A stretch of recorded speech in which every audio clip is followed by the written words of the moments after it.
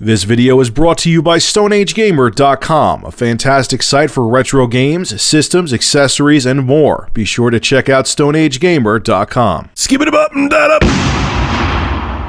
So a lot of people, understandably, are annoyed that Metal Gear Solid 5 Ground Zeroes, which is the prelude to Metal Gear Solid 5 The Phantom Pain, the main mission is only going to be about 2 hours, okay?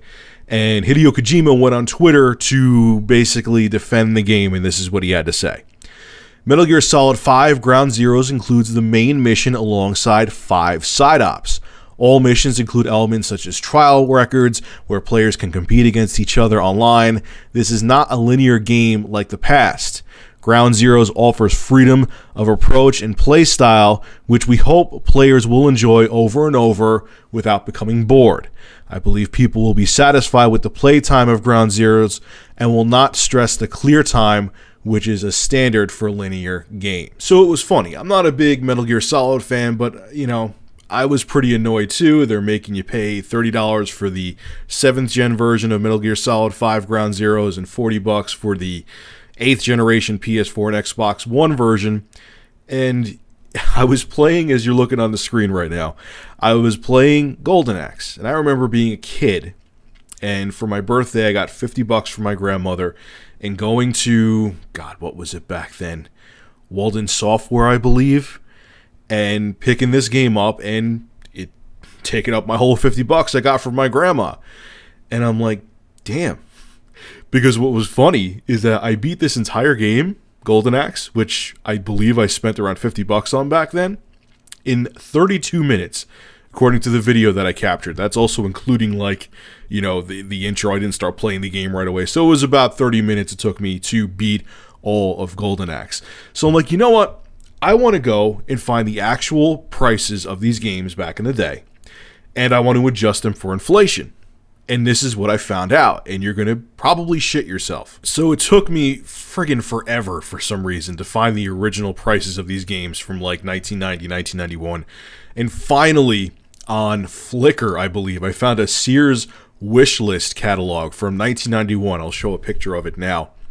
And it took forever to thumb through it because for some reason Flickr was really slow. And finally, I found the Sega Genesis page. And I saw the prices of the games, and I adjusted them for inflation. Are you ready? Back in the day, in 1991, in this wishlist book, Golden Axe was $46.99 US. If you adjust that for inflation, so if Golden Axe came out today, it would be $81.85 US, $81.85. That's pretty goddamn expensive. Now, make sure you're sitting for this one. There was a game for the Sega Genesis called Sword of Vermilion, which back then, brand new, and there was no collector's editions back then.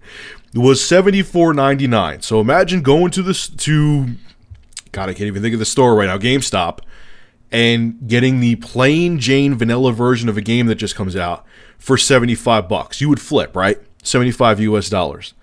So now adjust that for inflation. Guess how much it cost in 2014. So say Sword of Vermilion came out in 2014 and it was that price. Guess how much it would cost today adjusted for inflation?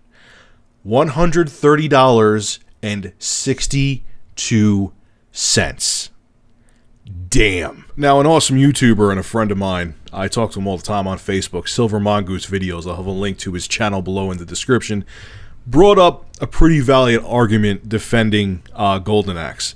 And he said that, yeah, Rich, okay, game prices have come down, but the replay value of Golden Axe is sky high. You play the game with your friends a billion times, and that is true. I remember the whole summer of 1990 with my buddies from school. They would come over. We would play the shit out of Golden Axe. And the two-player experience, even though it's the same game, you would play it over and over again, and it would be a blast because you're playing with a friend, and every time you played it, it would be a little different. One of your friends may be better at the game. One of your friends may be worse.